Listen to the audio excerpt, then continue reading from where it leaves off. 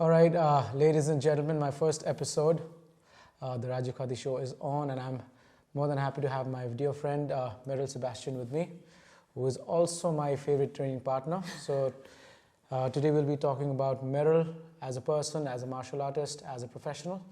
So Meryl, welcome to the first Rajiv Thank Khati you. show. Yes, thank you for being the first or the debutante in my show. No pressure. No pressure at all.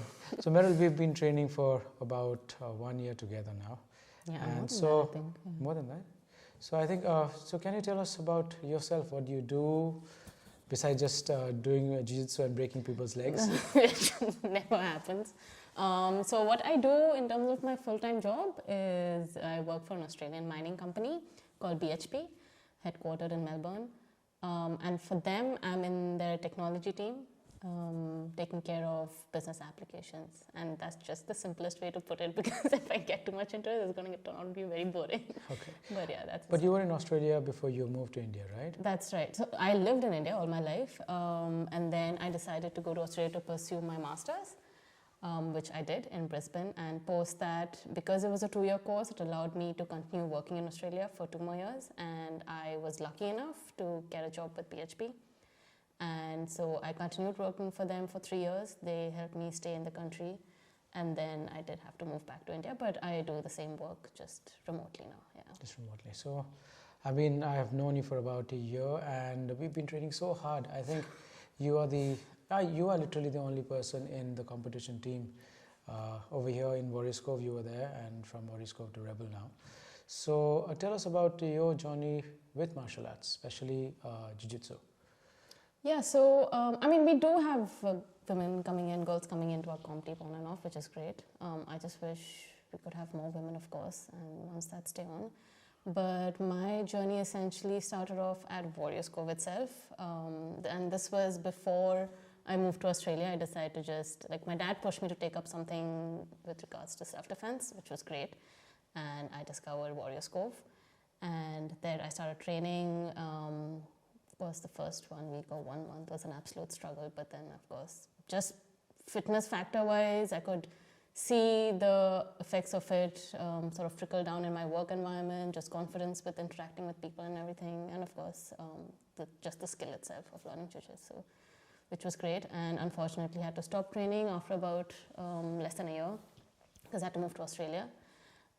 Couldn't get in much training there, but then 5 years later I came back and joined Warriors Cove again, where of course we are privileged and lucky enough to have Ashwin as our coach, and he just helped a lot and trained us. And I realized just the habit became passion and started going in and joined the competition team. Tell us about your journey with mixed martial arts. So my journey essentially started with Warriors Cove itself, and this was before I moved to Australia. I was just about done with my undergrad, and my dad pushed me to just get into something that will help me with self-defense, considering I live in Delhi. And so found Warriors Cove, started training with them, and it was great. I mean, the first 1 week or 1 month was a struggle, of course, but slowly started enjoying it. Figured out that I'm not half bad as I thought I would be. So just continued, and then had to stop after like less than a year, because I had to do my master's in Australia, and couldn't really pursue much of martial arts or jiu-jitsu there because like education, and then I was working on the side, and also it's so expensive there. But then so now that I'm back after 5 years, came back to Warriors Cove, and then it's been pretty great. I think once I was 26, 27 when I was back when I had good healthy bones and muscles and I wasn't half died. Okay. So it was good. I was picking up things, and then started getting interested in competition. Ashwin was nice enough to sort of help me out, and then he pulled me into the comp team, which was great. And now we're at Rebel, just doing what we do every day, trying to live. You didn't want to train in Australia? I wanted to, Rajiv, but as it is, I was doing a double master's, which was like a full-time course. So I had a lot to catch up there, and because Australia is an expensive country, I was also working on the side in restaurants and all to make money just to pay off rent and stuff. And Like Jiu Jitsu there was pretty expensive. It was like $35 to $40 a day, and I couldn't afford that. That's too much. But yeah, it's a lot. But I went for a lot of free, fun 1 week classes to like multiple gyms. Okay. But then there were only so many gyms I could cover, and then I had to stop. And because some of the better gyms in the world are in Australia these days, yeah. I guess, yeah. Yeah, but I didn't again, get to explore much. but yeah. So I met you at Warriors Cove. Yeah, you were the only one person, a female, who was consistent with the competition team. You were there at 6:30 in the morning. I remember. Remember our winter days? 6:30 in the morning, then back at noon, Delhi 12, winter. then drilling, then lifting. Besides managing your work, I don't know how I still have my job. Yeah. Besides managing your work, I mean, so see, a lot of people make excuses, especially, I don't mean to sound chauvinistic, but a lot of girls or women who come up to us in our academies, they talk about not having enough time or it being too brutal. So how truthful is that? Do you want to shed some light on it? Yeah, Rajiv. See, I don't know, I can't speak for them, but for me, one, I've been fortunate enough to work for a company that like gives me the flexibility to sort of work on my own hours, and so I definitely take them up on that. And I do wake up early to finish whatever work I need to do, and then of course you and everyone has seen me sitting with the laptop on the mats and just finishing what I can. And yeah, we did have a few girls pre-COVID, and now I think post-COVID, I don't know, maybe some of them are just holding that and not coming in out of fear or whatever. But I'm hoping if and when the pandemic dies out, more girls or women will come in. So I don't know. I think the only edge only edge I have over others is that my work is fairly flexible. But in saying that, Malika makes time to come in for evening classes. So, I mean, there's always a way around. So, No, I mean, the ratio is kind of very skewed. It is. It is very skewed. And also, it is something, why I wanted to ask you this question is I think it is so important for women to train in the martial arts, first of all, not just for fitness, for life skills, So I just wanted it to be out there and people to understand that, yes, women are training mixed martial arts and they're doing very well. For sure. Yeah, they're doing very well. I mean, the thing is, they just have to try it to see how much they can absorb and like what an insane effect or how much you can learn. And it's just so practical. They just need to try it to see it. And, I understand it's very daunting because it's a male-dominated sport and that will always be there. For that matter, when I was coming back to join Warriors Cove and I know what the martial arts about and what it entails, I was still shivering the first day back because it was so scary because I know it's just a room with mostly men and, like being, I guess, close body contact sport is another thing that sort of they're averse to, but yeah, I don't know. I think it's just really important to get over all that because it's just such a vital life skill. I think it's something that you touched upon right now, that it's a close combat sport. I mean, you cannot deny, we cannot just be showing moves about 2 feet away from each other, So, I don't know, I mean, how did you deal with that first initial hiccup? So when you were asked to roll, maybe before you went to Australia, you were asked to roll with people that you didn't even know to start with. So how did you get over that first initial hiccup? Can you share the story? So I come from an all-girls convent school, where I studied for 13 years. So my interaction with the opposite sex was so minimal, and over that I jumped into this martial art. So it was weird, but I mean, when you're rolling, you don't think about that. All you're thinking about is just getting out of that situation and just like surviving through it. So once you realize that, it didn't really matter at all. A lot of people have this misconception that I believe that it is very injury prone. Is that true, Mel? No, I mean, it's such a controlled environment, and like your teammates and your coach, when you're just coming in, definitely tell you and make you aware of your boundaries and what you should look out for, what's safe, what's not safe. And besides that, like right from Ashwin to all of our Aman, Sean, Piyush, all these people who are so experienced, you for that matter, any training partner that you're working with, if they're inexperienced or it's their first day, you and I will know what to tell them, what not to tell them. True. We tell them when to tap and not to tap. So it's a very controlled and safe environment for that matter.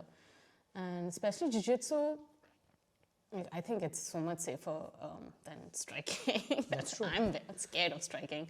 But yeah, jiu-jitsu is so safe. Like, I don't know. It's just like we know when to tap. We know when to tell people to tap when we see them in a like compromising position. So yeah, that's what I think. I've always believed that it was a myth, but I wanted you to say it because you train as hard as all of us do. With giants.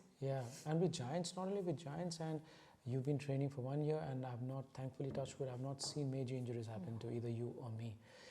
So I just wanted to bust that misconception that yes, MMA or Brazilian Jiu-Jitsu, but again, Meryl, Brazilian Jiu-Jitsu is kind of new in the country. Yeah, a lot of people do not understand. They understand obviously wrestling because it's a huge part of our subculture in the country.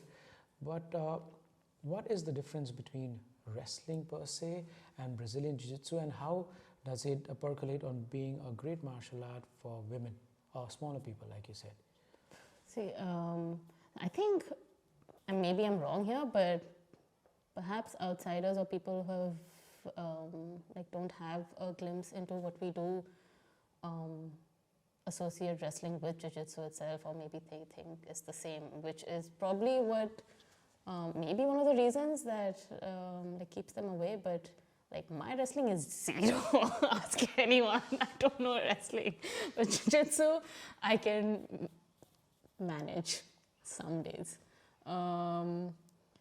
So like, for example, I mean, I have not even the basic knowledge of wrestling to be able to, even have the right to say what it really is. But yeah, they're both mutually exclusive. So I mean, it's just I do jiu-jitsu, that's it. And of course, wrestling probably helps with it a lot, and Ashwin's helping me with that. But again, having said that, there is a huge debate about what martial is it a great martial art for self-defense. So for me personally, I think Brazilian Jiu-Jitsu is probably on the top 2 or top 3 for me. For me personally, it's on the top. It's number 1 for me because for women, generally things start getting really bad when people get really physical. The psychological aspect, the verbal aspect, you can't avoid. Somebody teases you, whistles when you are walking down the street, even when you're completely clothed, or whatever reasons, they are passing remarks. That's always there, but that is still relatively safe than someone touching you. Yeah. So grappling as a martial arts, I've discovered over the years where I've been practicing this martial art, is very close contact, and I think it is very important for women to understand that this martial arts is so helpful when things get from bad to worse. So I mean that's my opinion. I wanted your opinion, and I wanted to shed some light for our female viewers or listeners, whoever thinking of getting into an MMA club, but they have these daunting questions, like you said. Yeah. See, first and foremost, I know women in India or Delhi, for that matter, to be more specific, are so susceptible to, attacks or eve teasing or whatever. And wouldn't you rather be more confident in a situation like that and not depend on someone else and go through whatever you need to, close contact, safe environment practice here, than ever have to face it there and not know what to do? But yeah, I mean, even then, like, everyone is so nice here, and everyone's just so supportive, and we help each other out irrespective of gender. So I mean, do you want to just know why a sport like Brazilian Jiu-Jitsu, I mean, it's complete contact. I have to be grabbing you for you to be able to initiate any kind of moves on me. Yeah. But for me, that is the most important aspects of self-defense for women. So what would your take be on that? Yeah, that's actually exactly what drew me to Warriors Cove. They mention self-defense as the first and foremost skill that they teach, and that's amazing. In fact, remember the Gracie Combaters thing we did, and I still use some of that, even in normal comp rolling for that matter. And just all that knowledge is so good. I remember once this girl came into Warriors Cove, and she came in for training, and then in the girls' washroom, she was just really upset and she was crying, and then Malik and I went up to her and we asked her what's wrong, and then she told us about this really terrible experience she went through, and then we just, of course, helped her out in terms of consoling her and everything, and then asked her exactly what happened. And then immediately after that, like Malika and I took her to the mats and like showed her how she could have handled that situation. And she was just immediately so much happier than she came in. Like, it's amazing.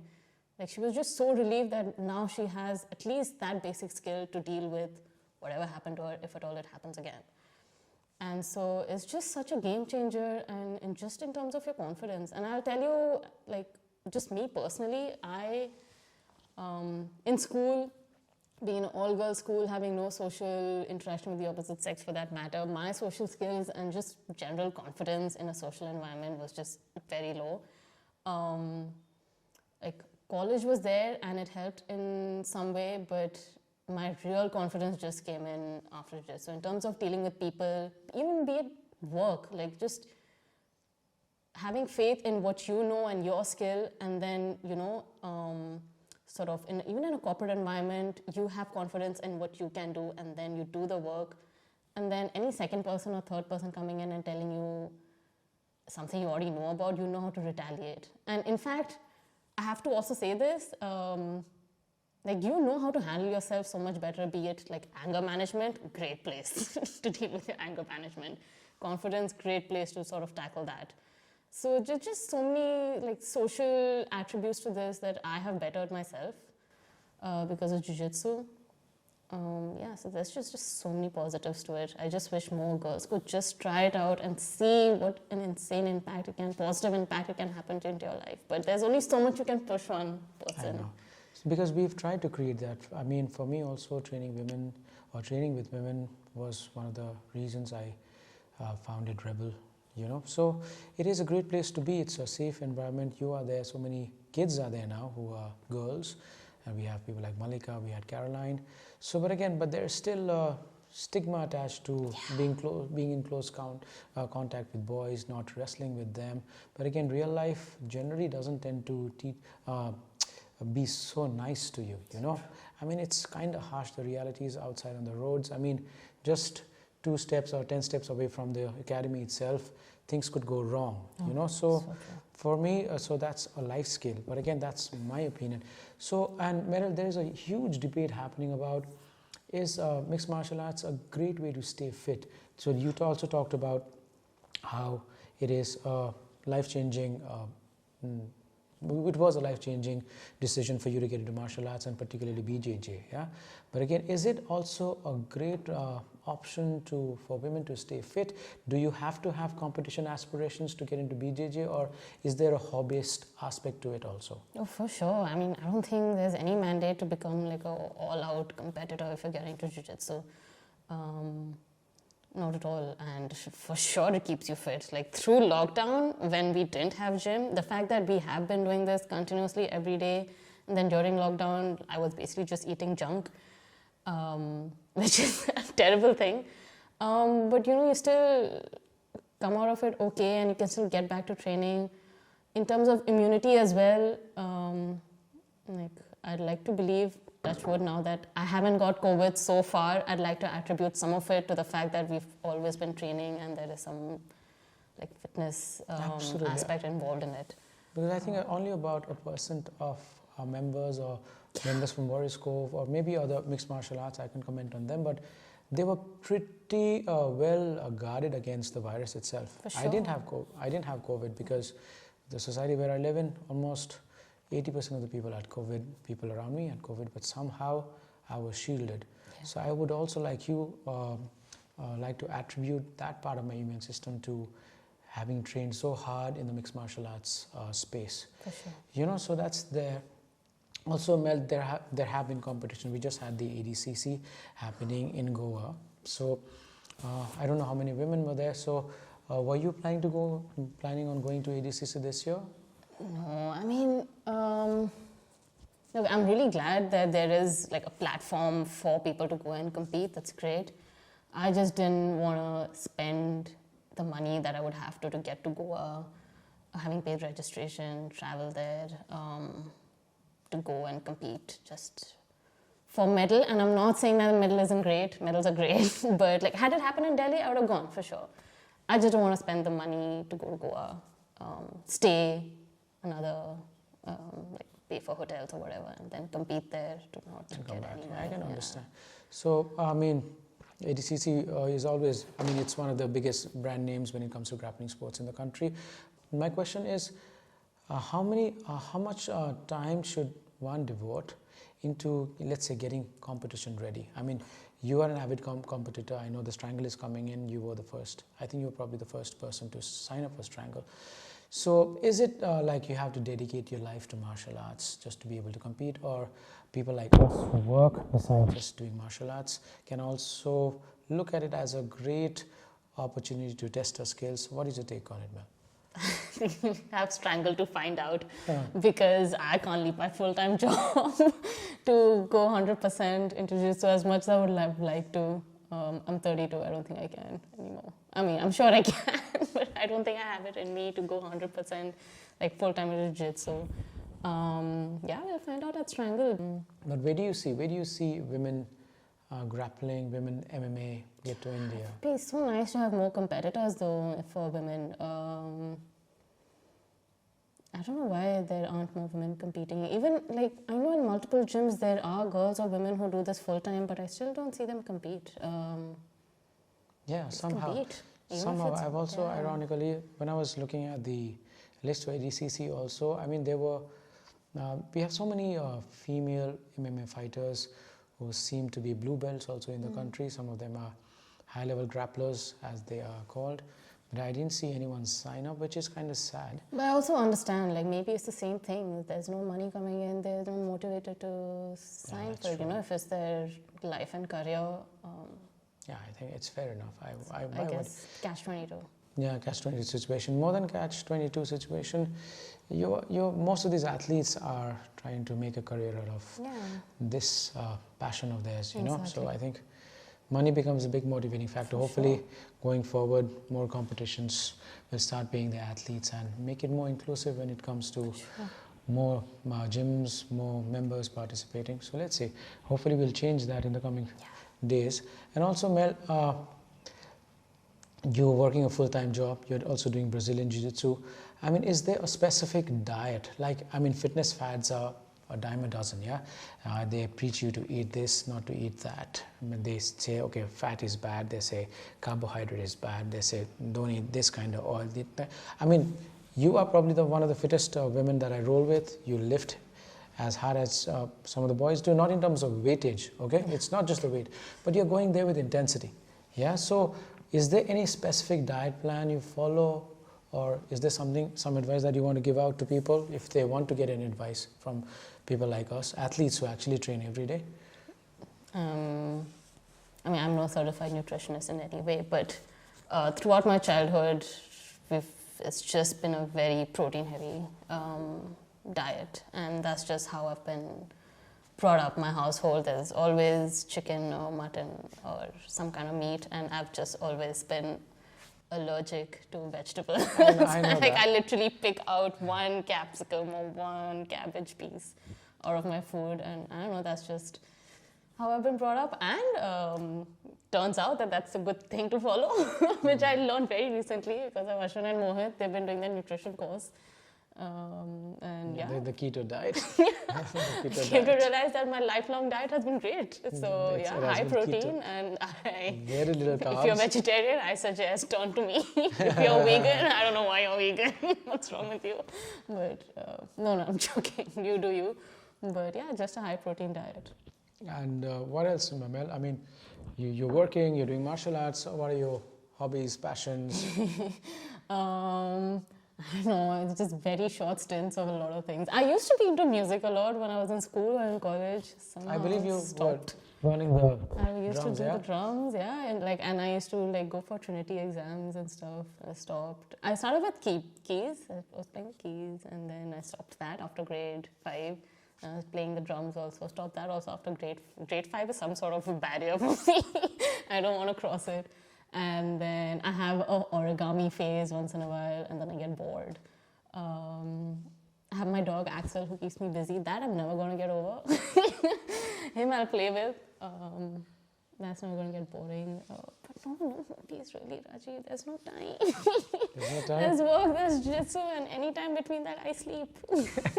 That's If true. at all. That's true. So yeah, I mean, that's it. It's been a great talk with my friend. So thank you, Meryl, for being with me on my very first episode. Yay! I hope we do good content for all my friends here. These podcasts are not meant to diss anyone. We just want to have fun.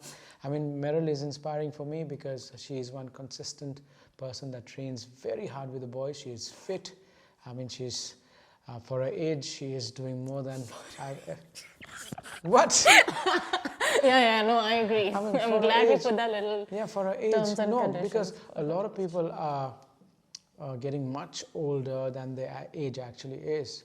You know, yeah, 32 she says, and then she doesn't feel like 32, she's dangerous. I feel like 60. Will you stop it now? Yeah. So yeah, that was me talking to my dear friend Meryl and my favorite training partner on the planet. And hopefully we'll be giving you more content. This is not the end of the podcast with me and Meryl. We plan to do more and talk about topics. Because this is my first podcast, I would like you guys to suggest me on the kind of topics that you want discussed on this panel. If you want to be a part of my podcast, please feel free to get in touch with me. I'll be getting in some interesting people to come here answering a few questions that may be needing answers, that I actually feel need some answers, especially in the fitness genre, and other stuff we'll take care of later on. So thank you guys for being here. Thank you, Meryl. Follow us on. Yeah, what? Follow us on. Yeah, oh yeah. Yeah, I don't have a YouTube channel yet, so it'll be called Rajiv Khati, The Rajiv Khati Show. So check that out, follow, share, like. I'm new to this, so yeah, do whatever good things that you do to make people famous. So until next time, that's me and Meryl signing off. Peace out. Thank you. Social media, Raji.